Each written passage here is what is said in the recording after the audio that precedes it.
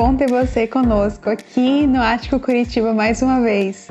Pra gente é uma alegria enorme a cada momento e a cada celebração que você tem participado desse tempo junto conosco. Então, se sinta muito à vontade para esse tempo, curta bastante, desfrute de cada minutinho do que Ele tem reservado pra gente. E hoje, na verdade, eu queria te lançar uma pergunta para você ir refletindo ao longo da nossa celebração de hoje. E a pergunta é a seguinte: é possível sermos refém de nós mesmos?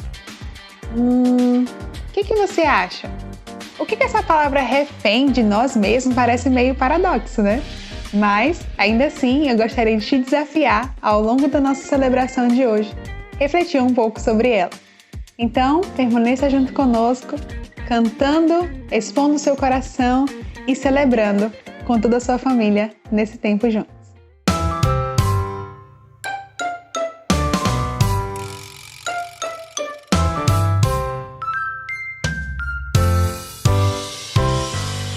Satisfação é ter a Cristo, não há melhor. Prazer já visto, sou de Jesus e agora eu sinto satisfação sem fim. Satisfação é nova vida, eu com Jesus em alegria, sempre cantando a melodia. Satisfação sem fim. Sim, paz real, sim, gozo na aflição. Achei o segredo, é Cristo em meu coração. Satisfação é ter a Cristo, não há melhor. Prazer já visto, sou de Jesus e agora eu sinto satisfação sem fim.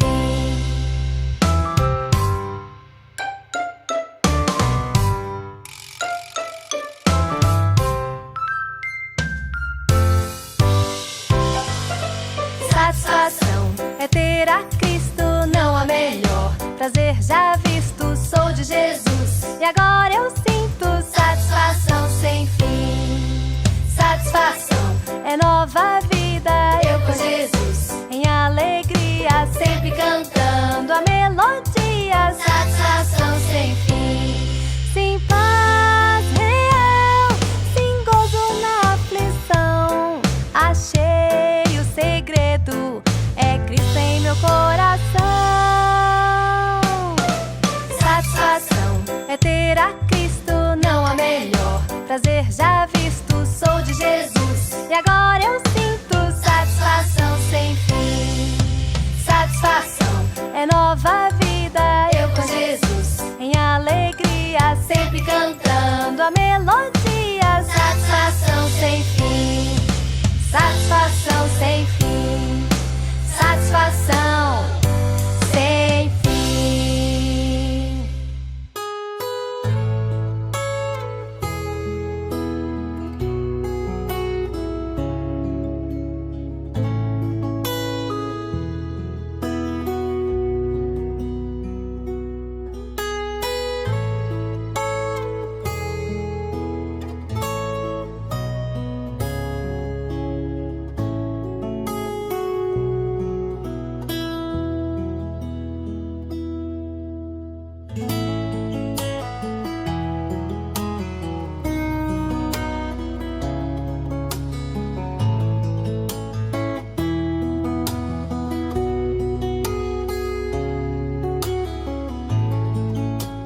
Senhor, nós te agradecemos por esse tempo que nós estamos tendo juntos hoje aqui no Ático Curitiba, por essa celebração, pelas canções que já foram entoadas.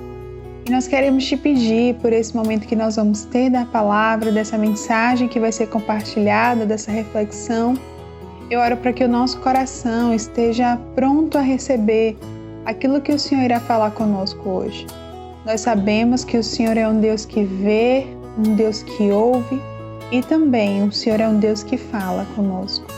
Então eu oro para que a sua voz possa ecoar de maneira profunda em nosso coração nesse dia, Pai. Em nome de Jesus, fala conosco, que o nosso coração seja como uma terra fértil e que a sua palavra seja de fato como essa semente que alcança essa terra e ela possa gerar bons frutos dentro do nosso coração nesse dia. Essa é a nossa oração, Senhor. Em nome de Jesus. Amém.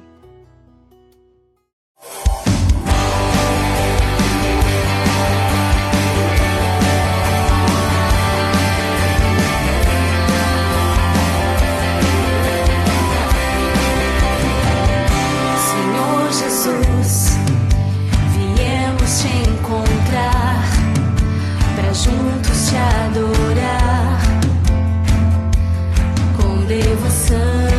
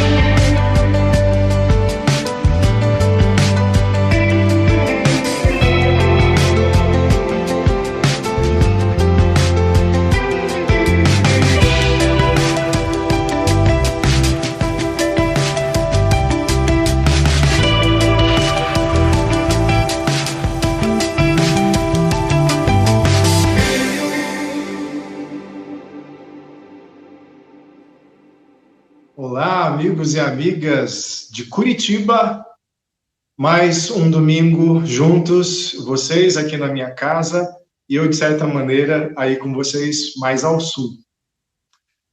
A gente está continuando a conversa, o bate-papo que nós iniciamos na semana passada sobre foco. E você deve se lembrar muito bem de que eu falei sobre o evangelho ser o foco da sua vida e ser o foco de uma comunidade que se diz uma comunidade de discípulos de Jesus. Todos nós temos que nos lembrar disso. Isso é extremamente importante, E a gente viu como Paulo, de forma muito enfática, procurou reorientar a atenção da igreja de Corinto de volta para o ponto focal da sua espiritualidade e, consequentemente, o ponto focal das suas vidas. Agora, o evangelho, ele é o ponto focal. E, segundo o exemplo que eu dei, isso torna o evangelho o centro gravitacional da sua vida, onde vão girar como satélites todas as áreas da sua vida, vão ser reorientadas por meio do evangelho, por meio da referência do evangelho. E uma dessas áreas é o prazer. Prazer é uma área muito importante da sua vida. Os seus desejos normalmente vão na direção do prazer, daquilo que traz satisfação, daquilo que traz algum tipo de preenchimento para a sua vida, né? Daquilo que torna você e eu, assim, mais entusiasmados pelas coisas que acontecem na nossa jornada, né? Imagina se a vida fosse povoada só de desprazer, dor, sofrimento. Apesar de que a disrupção, a desorientação dos prazeres nos lançam, às vezes, no gosto ou no prazer pela própria dor ou pelo próprio sofrimento. Isso acontece com a gente. Mas, via de regra, você quer coisas que te tornem alguém mais cheio de alegria, mais cheio de satisfação, mais cheio de plenitude ao longo da sua vida, ao longo da sua existência. Pois bem, logo, o evangelho é responsável também por direcionar os seus prazeres. Se ele é o centro gravitacional da vida, ou o ponto focal por meio do qual a gente reorienta a vida, a gente reorganiza a vida que está caótica, a vida desorganizada, a vida que está uma loucura, então os nossos prazeres também entram nessa equação.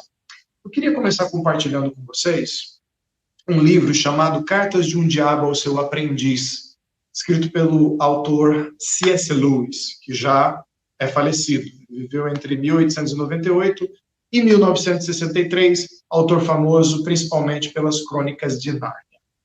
Mas esse livro dele, Cartas de um Diabo ao Seu Aprendiz, eu gosto muito. É um dos meus livros favoritos. Cheio de humor, sagacidade, uma inteligência refinada mesmo, e um estilo de escrever muito envolvente. Você vai ler ele rapidinho, não é um livro muito grande. C.S. Lewis imagina a seguinte cena: e se um diabo, um demônio experiente, ensinasse um demônio menos experiente, tutoriasse ele a tentar e desviar do caminho de Deus as pessoas? Fizessem com que essas pessoas se esquecessem de Deus. Fizessem com que essas pessoas parassem de prestar atenção em Deus. Quais seriam as estratégias que esse demônio júnior deveria lançar a mão? Então, o livro inteiro são cartas desse diabo tutor, ensinando o seu pupilo sobre como tentar derrubar e desorganizar a vida das pessoas. E tem uma passagem que ele vai falar muito sobre prazer. Olha só, queria que você acompanhasse comigo.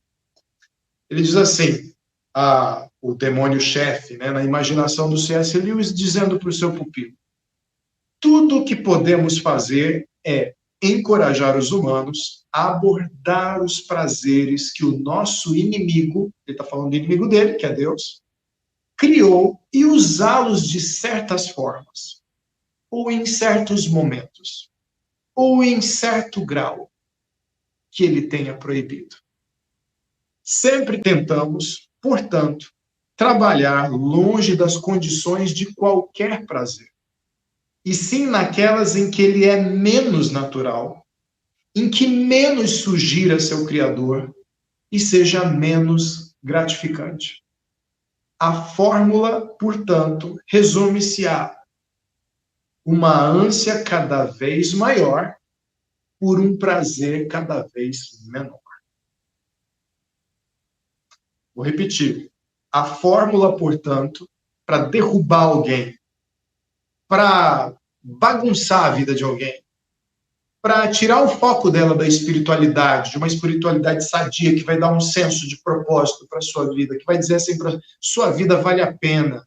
E a sua vida vale a pena ser vivida dessa maneira. Ela é especial por causa dessa vivência que você vai ter com Deus e a partir de Deus. E o Evangelho vai te dar isso. Mas se nessa ficção o diabo quisesse tirar o seu foco do Evangelho, o que ele faria? A fórmula, portanto, resume-se a uma ânsia cada vez maior por um prazer cada vez menor. Não é essa a fórmula do vício? É essa a fórmula do vício. No começo, grande prazer, depois um prazer cada vez maior, gerando uma ânsia cada vez maior, por um prazer cada vez menor. Olha só, nós temos um gráfico aqui fácil para você acompanhar. Tudo começa pelo desejo de um prazer corrompido. Passa por uma gratificação cada vez mais decrescente. E, finalmente, gera uma ânsia escravizante, que te leva ao prazer corrompido, que te conduz a uma jornada de gratificação decrescente, e que, por sua vez, vai te lançar na ânsia escravizante. Esse ciclo vai se repetindo numa espiral sempre para baixo. Numa espiral de satisfação sempre para baixo. Um dia você chega em casa, depois de um dia duro de trabalho, você fez tudo que podia fazer, você realizou tudo que podia fazer, você experimentou tudo que podia experimentar, e aí você deita com a cabeça no travesseiro, olha para o teto, tenta pegar no sono, e naquele momento onde nada mais há para fazer a não ser descansar, talvez você já tenha tido essa noite de, olhando para o teto, pensar, é isso. A vida é isso. Mesmo fazendo as coisas que eu gosto, mesmo fazendo as coisas que eu quero, eu não me sinto satisfeito. É isso. Existiu um rei muito importante chamado Rei Salomão, que ele escreveu o livro de Eclesiastes, que é um livro de sabedoria. Você deve ler, é algo muito especial a literatura de Eclesiastes. Ele diz no capítulo 2, versículo 1 e 2 o seguinte, olha só, ele já era um rei super famoso, super bem-sucedido, a maior referência de poder, de sabedoria, de majestade, de riqueza da sua época. Então pensa no maior superstar que você possa imaginar nos nossos dias. Ficava no chinelo perto do rei Salomão. Ele era tudo e tinha poder para realizar qualquer coisa que ele quisesse. E aí, no versículo 1 e 2, ele diz assim, pensem comigo mesmo. Vamos, vou experimentar a alegria, descobrir as coisas boas da vida. Mas isso também se revelou inútil. Mas isso também, ele já estava numa busca para além do vazio da vida, do vazio da repetição dos prazeres. E ele pensa, eu vou ter uma overdose de prazer. Eu vou pisar o pé no acelerador, vou colocar o pé no acelerador sem meias medidas. Eu vou mergulhar em tudo que me dá satisfação, em tudo que me dá alegria, em tudo que me dá prazer. Mas ele coloca que isso se revelou inútil também. E aí ele conclui que o rir é loucura e a alegria de nada vale. E ele fala da jornada que o levou a essa conclusão. E aí eu queria que você observasse bem ali no versículo 3, ele diz assim, decidi me entregar ao vinho e à extravagância. Extravagância, sem limites. Mantendo, porém, a mente orientada pela sabedoria. Ele ainda tentava refletir sobre o que ele estava experimentando. Então, se ele enchia a cara de vinho, se ele saboreava todas as melhores bebidas, ele parava um pouco para pensar, valeu a pena ter saboreado tudo que é de bom. Eu queria saber o que valesse a pena debaixo do céu, nos poucos dias da vida humana. O rei Salomão, ele descreve que ele teve acesso a tudo, ele construiu, ele plantou pomares e jardins invejáveis, ele construiu castelos, ele fez grandes empreendimentos, ele venceu a países Ele lançou mão de todo tipo de comida saborosa, de bebida saborosa. Ele teve as mulheres que quis. Ele teve a fama e a relevância que nenhum homem conseguiria imaginar no seu tempo. Ele teve tudo isso que muitas vezes a gente percebe. Talvez você precise de um transporte de realidade para os nossos dias, e eu queria te oferecer uma viagem para isso. Imagina que você não tenha limites para o seu dinheiro. Imagina que você não tenha limites para os prazeres que você pode se dar. Eu fiz uma breve pesquisa bem interessante e eu percebi algumas coisas. Por exemplo, imagina que você tem dinheiro para comprar a fazenda mais cara do Brasil. Você quer uma vida no campo, você quer uma casa de campo, com terras, com criação, você quer trabalhar no campo, você quer ter sua própria propriedade no campo. Eu descobri que no Mato Grosso tem a fazenda do Roncador, cujas terras valem 420 milhões de reais. Mas você tem dinheiro para comprar isso, ter seu próprio bosque ali, sua própria plantação de soja, seu rebanho de gado, você consegue respirar o ar puro ao mesmo tempo que você lucra muito, porque é uma das fazendas mais lucrativas do país. Aí você pensa, eu quero embelezar a minha casa, eu quero colocar o que é de melhor e mais lindo nessa fazenda, nas terras da minha fazenda.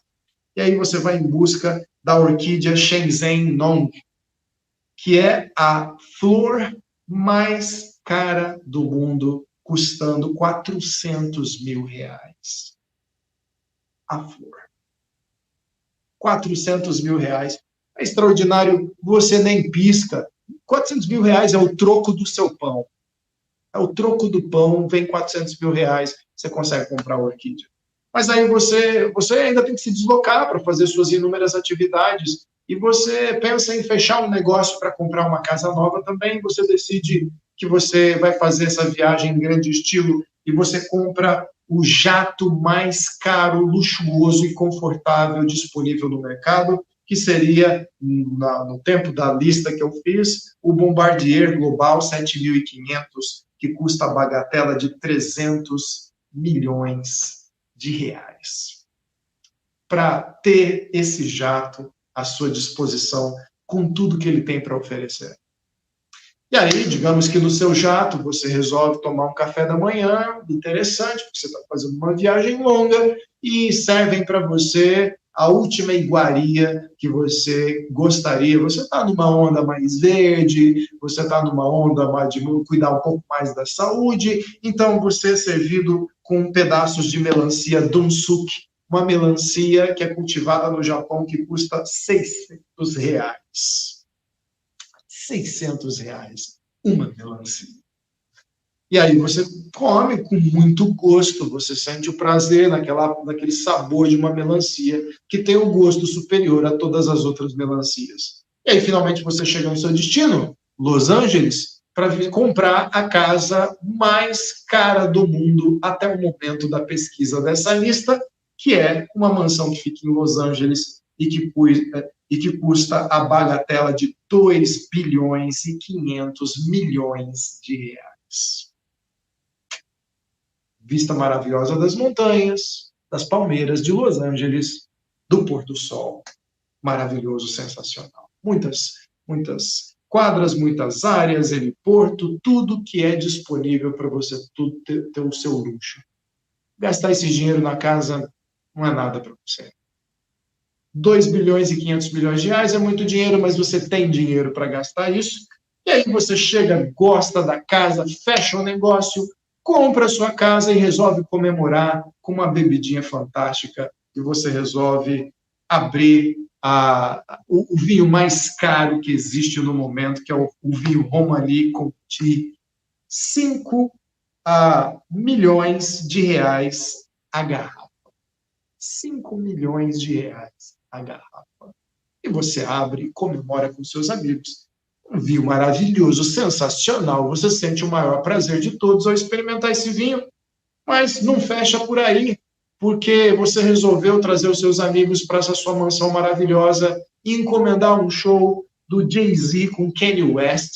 E você paga para eles por uma festa privada, onde eles vão cantar músicas para você e para os seus amigos, a bagatela de 11 milhões de reais por uma apresentação privada de alguns minutos. Eu não sei se você gosta do Jay-Z ou do Kanye West, ou se você gosta de vinho, ou se você, na verdade, gosta de suco de laranja. Mas a moral da história aqui é: imagina se você tivesse dinheiro para satisfazer todos os seus desejos, dos menores até os maiores. O rei Salomão conclui: eu tive isso, e não foi o bastante. Chegou uma hora que eu me vi rindo, e eu me vi rindo como um tolo. Eu enchi a pança, eu enchi a cara, eu me deliciei com tudo que um homem pode se deliciar, e não bastou. Eu ainda achava que não tinha o suficiente. Eu ainda achava que não tinha dado significado para a minha vida. Talvez você esteja nesse ponto. Talvez você esteja no ponto agora de refletir sobre a sua vida e pensar: eu tenho tido acesso a alguns prazeres. Ou eu tenho sonhado com alguns prazeres futuros que eu acho que eu vou conseguir. Eu vou chegar lá. É a minha meta. Mas você sente que há algo de mentira nisso. Sabe por quê? Porque os prazeres foram feitos para gravitar em torno da relação com Deus. Se a sua relação com Deus não está organizada através do Evangelho, o Evangelho como ponto focal, os seus prazeres passam a tentar tomar esse ponto focal, mas eles não foram feitos para ficar nesse lugar. E tudo que não é feito para ficar num lugar, destrói. Bota o parafuso errado na entrada errada do móvel onde você está tentando montar na sua casa. O que vai acontecer? Vai empenar, vai estragar o parafuso, vai estragar o buraco do móvel, vai estragar o móvel. Você precisa de um parafuso perfeito, adequado para aquele espaço ali. Pois bem, a única coisa que pode reorientar a sua vida é o Evangelho do nosso Senhor Jesus Cristo, que te direciona a sua relação mais importante e organizadora da sua vida, a sua relação com Deus. Ah, mas é assim mesmo? Uma relação tem o poder de fazer isso com a minha vida? Claro que tem. Eu vou te dar um exemplo. Os meus filhos são pequenos. A minha filha mais velha tem 4 anos de idade, e o meu filho mais novo, 2 anos de idade. Eles já têm idade para brigarem. Então, às vezes, eles discutem, mas eles também têm idade para saber que eu não gosto que eles briguem, que eu não acho que isso seja bom para eles. Então, quando eu entro na sala e eles estão brigando um com o outro, bravos um com o outro, eles param de brigar, porque eu entrei na sala. Em outras palavras, a presença do pai ou a presença da mãe reorganizou a postura deles e a relação que um tem com o outro. Claro, a princípio superficialmente, mas depois o objetivo é que eles vão compreendendo que eles não devem ficar gastando tempo brigando o tempo todo, que eles são irmãos, que eles deveriam se dar bem. Mas a minha presença, a relação que eles têm comigo como pai, faz com que eles olhem para mim e digam: papai não gosta disso, papai não quer que a gente brigue, vamos parar de brigar, papai está presente. Mas quando eu me distancio do foco deles, e eles passam a olhar para outras coisas, eles dão vazão, porque eles sentem pior no momento. Faz parte, eu sou o pai, eu tenho que ensinar, e eu estou ensinando, e eles têm uma jornada pela frente sobre relacionamento. Mas é só para você ter uma ideia de que sim, nós somos seres relacionais. Você precisa da ponte relacional de reconexão com Deus, que é Jesus Cristo. E ao se conectar com Deus, através de Jesus, através do Evangelho, o que vai acontecer com você? Suas outras relações, inclusive com seus desejos e os seus prazeres, vão ser reorganizadas. Agora eles não estão mais no centro, agora estão no lugar que eles devem ficar. Por isso eu tenho algumas lembranças para você essa noite, ok? Tenho algumas lembranças para a sua vida essa noite, então eu queria compartilhar com você. Primeira coisa, eu queria que você prestasse muita atenção nessa passagem de 2 Timóteo, capítulo 3, versículo 4 e 5. Olha o que ele diz. Paulo está explicando como é a condição do tipo de pessoa que está desconectada de Deus. São mais amantes dos prazeres do que amigos de Deus. Deus saiu do foco. Eu não sou amigo de Deus, eu não tenho uma relação boa com Deus. Então, qual é a questão? Já que eu não tenho uma relação de amizade com Deus, ele está no centro dos meus relacionamentos, eu me torno amante do prazer. O prazer está no lugar de Deus. Tendo aparência de piedade, mas negando o seu poder. Então, não quer dizer que essas pessoas, quando a gente está entregue aos nossos próprios vícios e prazeres, os nossos próprios desejos, escravizados por eles, a gente se enxerga como maus. A gente se enxerga como uma coisa boa. A gente costuma dizer aquela frase, enquanto não estiver prejudicando ninguém, não é isso que a gente fala? Enquanto estiver prejudicando só a mim mesmo. Então a gente dá uma aparência de que essas coisas não fazem mal. Não é assim. É a velha máxima do alcoólatra, a velha máxima do drogado. Não está fazendo mal. Eu posso parar, eu posso me controlar. A aparência é uma aparência de algo bom, mas na verdade não é. Afaste-se também destes, Timóteo. Ou seja, não imite a conduta deles. E aí no versículo 7, ele está dizendo assim, 6 e 7, elas estão sempre aprendendo, mas não conseguem nunca de chegar ao conhecimento da verdade. Quem? Quem é que está sempre aprendendo?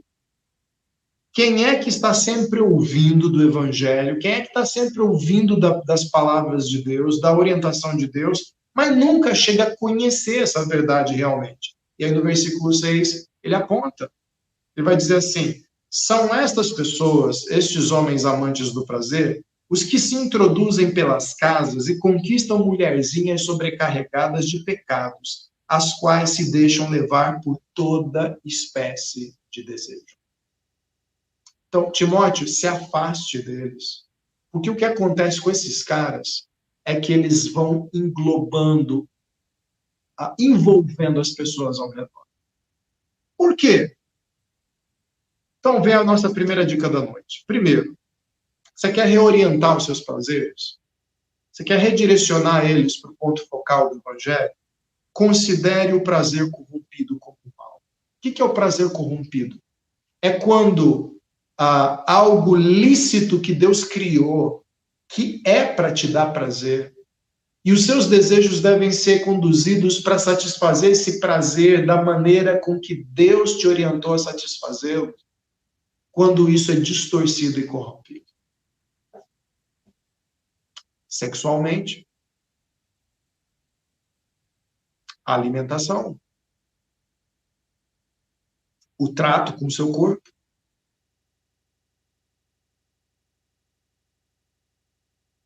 a gente poderia mencionar um leque enorme de coisas que podem estar desvirtuadas do propósito original.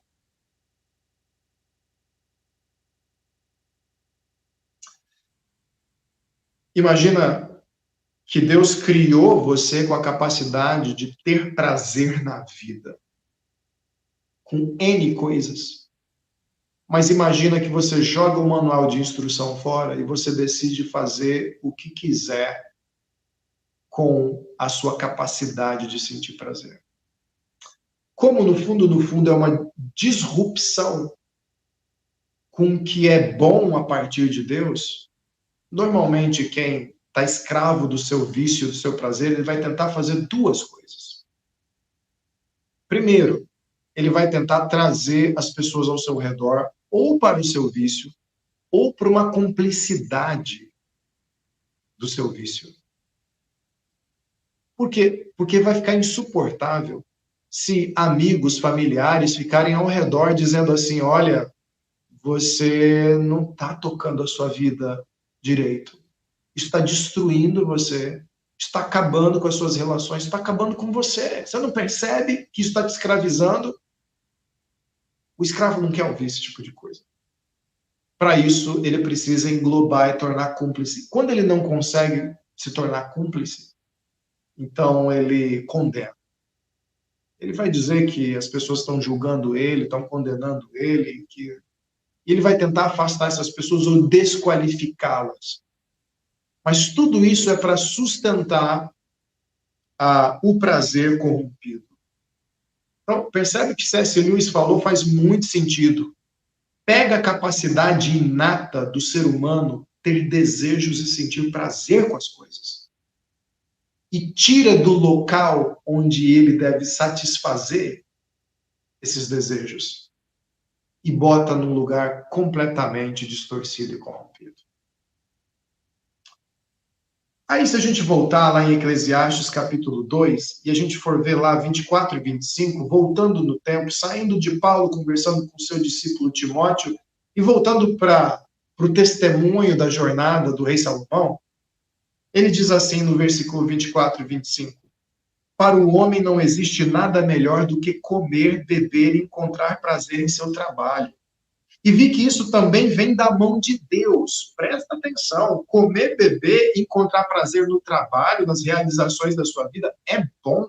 Isso vem da mão de Deus. E quem aproveitou melhor as comidas e os prazeres do que eu?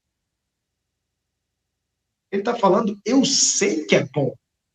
Eu sei que é bom. Sabe por quê? Aí vem a segunda dica. Eu sei que é bom. Não faça dicotomia entre prazer e Deus. Ao dizer que nós temos uma tendência a corromper os nossos desejos e nossa capacidade de sentir prazer de uma maneira que está distante do modo como Deus concebeu para você e para mim vivenciarmos plenamente esses prazeres, a gente tende a falar, tá bom, então não pode nada. Não pode nada, eu sabia, esse Deus escravizador, esse Deus que me mantém num cativeiro, esse Deus que quer mandar em tudo, eu não acredito, a gente deveria fazer as coisas do jeito que a gente gosta, do jeito que a gente quer. Não. Eu estava falando dos meus filhos, então me permita dar um outro exemplo aqui. Filhos costumam ter reações exageradas. Adultos em algumas situações também. Mas vamos dar o exemplo dos filhos. Digamos que a mãe chega em casa e fala assim, você não pode comer jujuba agora, porque é almoço, e você só vai comer a sobremesa depois do almoço. Ela não está falando você não vai comer jujuba. Ela está falando, olha, existe uma hora, um momento para você comer essas jujubas, porque você não pode viver comendo jujubas. Essa minha orientação visa preservar você, para que as jujubas não te façam mal, mas que você tenha o que elas podem melhor te dar. Um momento de prazer e de satisfação de comer jujuba. Aí, vê se você não reconhece essa postura, às vezes em nós, às vezes em crianças. Sabia, não posso comer jujubas mais, não posso fazer nada nessa casa. Por que o exagero? Porque o exagero faz a orientação parecer absurda, descabida, mas o exagero faz isso. Olha o que Deus fez. Deus colocou um absurdo de uma limitação para mim. Quem é Deus para me colocar limites? Eu não tenho limites. Os limites sou eu que coloco. Então, não há dicotomia entre prazer e Deus. Deus criou o prazer em todos os níveis. Deixa eu contar uma coisa para vocês. Por exemplo, Deus não fez o casamento para que você tenha um momento de intimidade com sua esposa, com seu esposo, horrível. Deus não quer que vocês deixem de ser namorados, porque casamento é assim mesmo, acaba o prazer. Não. Mas Deus fez o relacionamento a dois, só para dar um exemplo, de tal maneira que você precisa cultivar algumas coisas para manter a chama do prazer acesa na relação conjugal. Então Deus está falando assim, eu quero que vocês tenham prazer. Eu quero que vocês se fartem um com o outro. Eu quero que vocês se preencham um com o outro. Eu quero que vocês experimentem de forma unida, próxima, com grande regozijo, a intimidade dentro do quarto de vocês. Acho que eu não preciso ir muito mais longe, né? Eu criei vocês para isso também. Mas a gente resolve que o casamento é um inimigo. O casamento é o inimigo, a relação é inimiga, e é assim mesmo, e acabou, e quando acaba, acabou, a gente tem que recomeçar em outro lugar, e a gente ignora. Deus criou você para o prazer também, mas para o prazer segundo a orientação dele. O prazer perdido quando nós nos víamos como pecadores, distantes dele, mas o prazer que é reencontrado quando eu passo a ter Deus na minha relação através de Jesus. Aí, se a gente continua conversando sobre Eclesiastes 2, e a gente vai pelo versículo 26, Salomão diz mais uma coisa. Ao homem que o agrada, Deus recompensa com sabedoria, conhecimento e felicidade. Ao homem que procura Deus, ao homem que procura tentar se alinhar a essa vontade de Deus, não porque isso vai comprar o amor de Deus. Você conhece o Evangelho? Ou se você não conhece o Evangelho, você deve saber disso. A gente não conquista Deus com o que a gente faz de bom, porque senão eu estaria perdido. E talvez você pense o mesmo. Não, o Evangelho, ele te conecta ao amor de Deus por causa da obra de Jesus, não por causa da sua obra e do seu esforço, mas pelo esforço de Jesus. E esse esforço de Jesus te liberta para você romper com os grilhões da escravidão, do vício, para você passar a se alinhar à vontade de Deus. Entendeu? Uma coisa é eu comprar o favor de Deus com minhas obras. Outra coisa é eu receber o favor de Deus para que eu possa ser capacitado para as boas obras. A ordem aí dos fatores altera o produto, viu? O homem que agrada a Deus, que o agrada, Deus recompensa com sabedoria, conhecimento e felicidade. Conhecimento, o que é a vida boa, o que é a verdadeira vida, cujo prazer está organizado. Como é que eu vivo essa vida boa? Sabedoria. Como é que eu vivo essa vida boa? E qual é a alegria, qual é a felicidade escondida na relação com Deus de um homem que já percebeu que ele pode caçar as mulheres que quiser, uma mulher que já percebeu que pode caçar os homens que quiser, pessoas que já perceberam que podem se afogar nos vícios que quiserem, mas já perceberam, eu nunca terei o suficiente dessas coisas, eu nunca vou beber o suficiente para ficar satisfeito, eu nunca vou fumar o suficiente para ficar satisfeito, eu nunca vou dormir com pessoas o suficiente para ficar satisfeito. Eu acho que você está me entendendo, né? Não se trata aqui de legalismo, se trata aqui de viver a boa vida. Então, a terceira dica que está aparecendo aí é: creia que Deus é a fonte da satisfação. Peraí, mas se o meu prazer, se ser escravo do prazer não satisfaz, o que satisfaz? O prazer em Deus. O prazer em Deus, do qual eu me alimento, me sinto satisfeito, e esse prazer, ele deságua para as outras áreas da vida, como se fossem os degraus de uma cachoeira, cuja cascata cai lá de cima fartamente e vai inundando os diversos patamares dessa cascata, até chegar no rio lá embaixo. Toda a sua vida está em andares abaixo desse relacionamento. Eu sei que, por exemplo, que você deve ter prazeres que orientam outros prazeres. Que é um exemplo básico. Você não se sente mais aberto a viver a sua manhã com mais regozijo, com mais gozo, com mais alegria, quando você levanta e tem aquele café da manhã com os produtos que você mais ama, que você mais gosta. Você toma aquele café da manhã gostoso, sensacional, maravilhoso. Esse prazer parece que te dá ele reorienta toda a sequência de eventos posterior. O prazer de saber que você foi promovido no trabalho, que você teve uma conquista, naquele dia, você tem aquela conquista na sua profissão, aquela realização do seu trabalho, você sai soltando fogos de artifício. E parece que tudo para ali, abaixo daquilo, vira alegria, não é?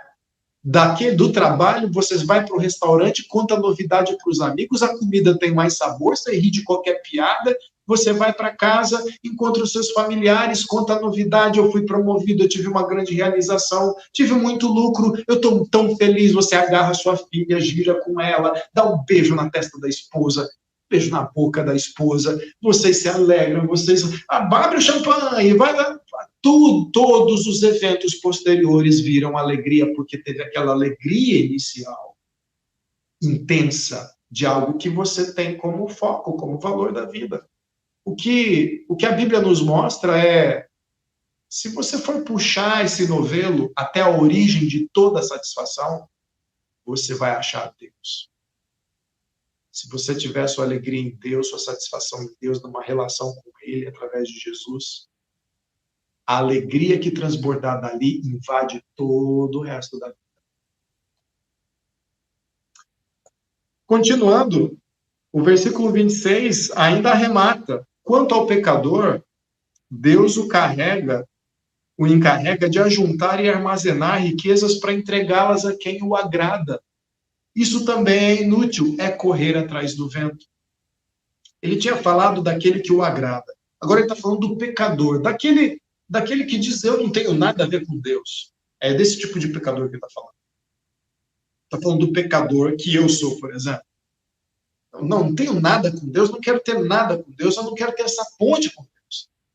Então Deus dá um trabalhinho para ele. Ok, você vai juntar coisas das quais você não vai usufruir para a eternidade. Porque a eternidade, a vida abundante da eternidade, é reservada àqueles que têm conexão comigo, que sou o eterno.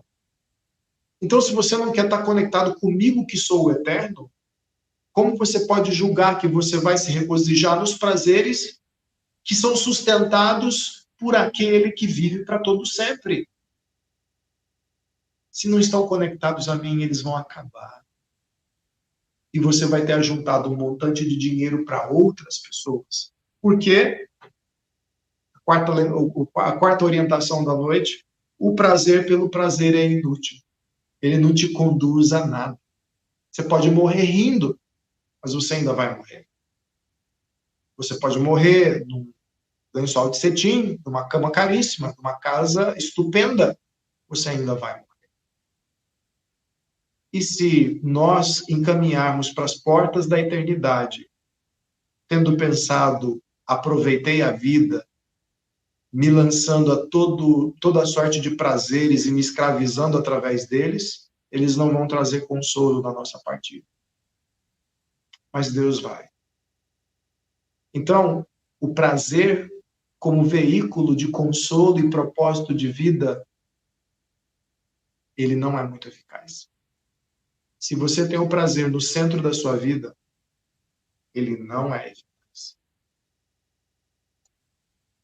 Aí, eu acho que a gente pode encerrar com o quinto ponto, lembrando uma passagem muito interessante, que eu só vou citar um versículo, Mateus 3, versículo 17. Então, perceba, nós estávamos com o rei Salomão, que nos disse algumas lições preciosas, a gente avança no tempo, vai para o tempo onde Paulo está orientando o seu pupilo, alertando sobre alguns perigos de pessoas que são amantes do prazer, mas não são amigos de Deus.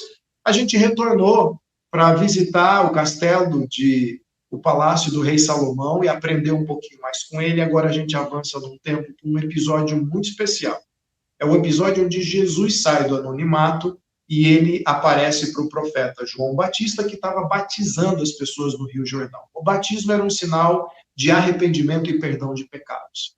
João fica todo tenso, porque não queria batizar Jesus, porque ele reconhecia em Jesus alguém muito especial, vindo da parte de Deus, mas Jesus diz que era necessário fazer isso. E ele é batizado por João. Era necessário para que ele tivesse uma identificação conosco. Ele, que não é pecador, queria se identificar com você e comigo, que somos pecadores. É como se alguém recebesse a má fama por algo que você fez de errado. Mas quando você vai dizer, não, fulano é inocente, a pessoa tapa a sua boca e diz assim, não, eu serei acusado junto com você. A gente está junto nessa. Mas você não fez nada. Eu não fiz nada.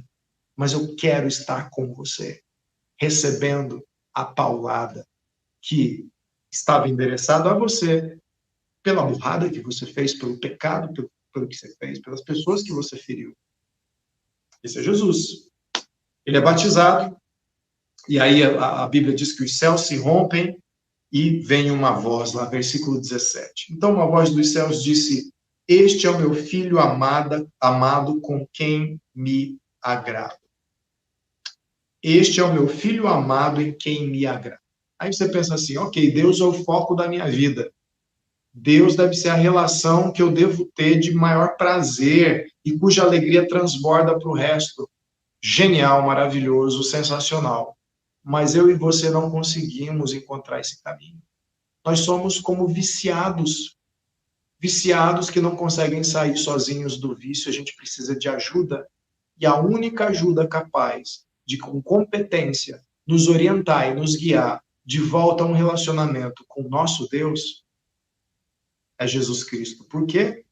O testemunho do Deus Pai ao romper os céus após o batismo de Jesus, conforme a gente está vendo no versículo 17, diz, é Deus falando assim, eu tenho prazer, mas eu vou dizer para vocês qual é a relação que dá prazer.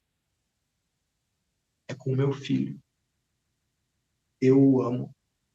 O meu filho Jesus, eu e ele temos uma relação mútua muito satisfatória e prazerosa.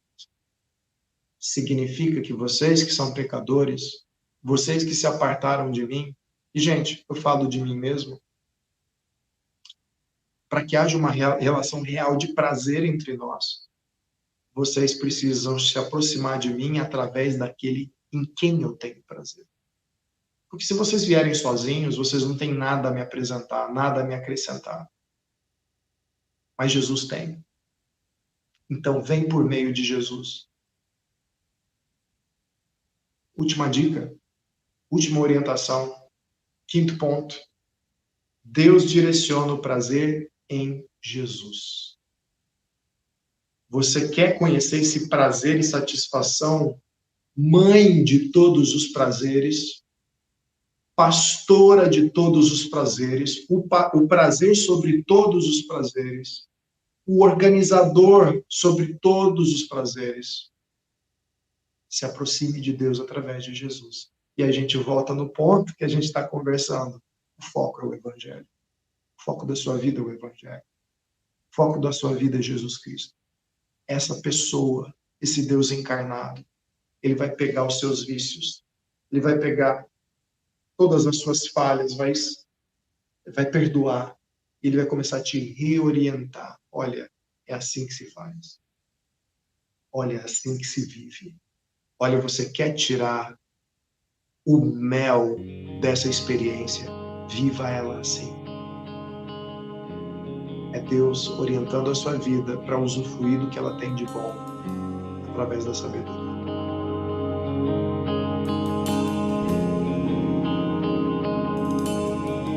Quantas vezes eu te quero, querendo outras coisas também.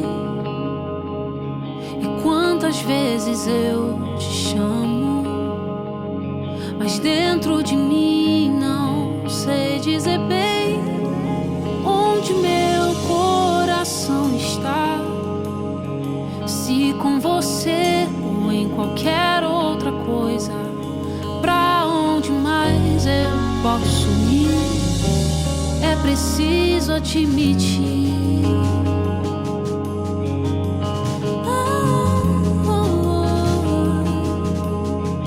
Quantas vezes eu te quero, querendo outras coisas também. E quantas vezes eu te chamo, mas dentro de mim não sei dizer bem onde o meu coração está. Se com você ou em qualquer outra coisa, pra onde mais eu posso ir? preciso admitir. Entre tantas distrações, entre tantas coisas vãs, será que há remédio pra um coração dividido assim? Estou cansada de lutar, eu preciso me entregar pra ser só teu. Você não espera nada além que tudo de mim. E quantas vezes eu te busco e não é de todo o coração, e mesmo assim ainda me pergunto por que não responde a minha oração. Porque eu insisto tanto em buscar o que só vou achar em ti, em qualquer outra coisa. Mas vim agora me humilhar, preciso tanto de mudança. Entre tantas distrações, entre tantas coisas vãs, será que há remédio pra um coração dividido assim? Estou cansada de lutar, eu preciso me entregar pra ser só teu. Você não espera nada além que tudo de mim. Entre tantas distrações, entre tantas coisas vãs, será que há remédio pra um coração dividido assim? Estou cansada de lutar, eu preciso me entregar pra ser só teu. Eu sei que não há ninguém capaz de fazer isso por mim. Vamos orar? Senhor, em nome de Jesus, nós somos entre viciados, dependentes de todo tipo de droga sensorial e de prazer e de busca desenfreada. Todos nós, quem é que não tem o coração desregulado e a mente desregulada nesse mundo? Inclusive eu, que compartilho desse momento com amigos e amigas de outro estado. Pai, abençoa-nos. Pai, fala conosco. Pai, conduz-nos nossos olhares para Jesus Cristo, para o teu Filho.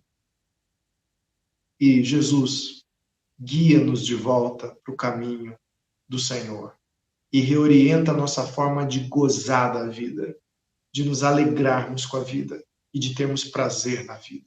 Em cada área o Senhor vai dar essa orientação. Que assim seja. Que o nosso foco se volte para Ti através do Evangelho, para que os prazeres não tomem esse lugar sagrado e santo e pervertam o que deveria ser fonte de alegria e satisfação. Faz assim em nome de Jesus. Amém. Deus abençoe. Grande abraço. E a gente vai para a próxima mensagem com muita alegria, com muito prazer, com muita satisfação. Grande abraço para vocês.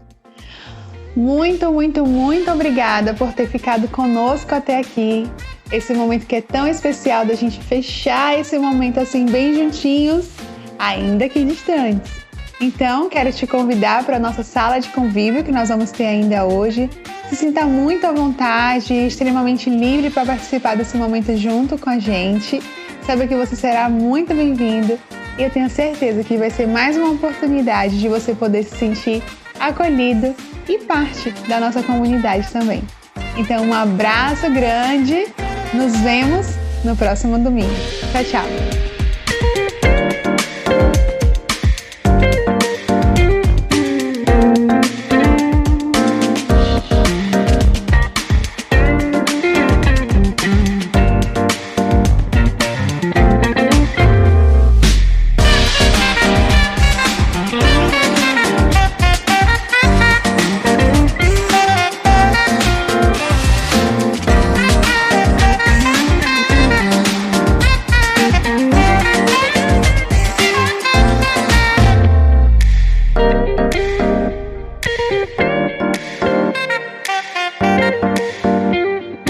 Música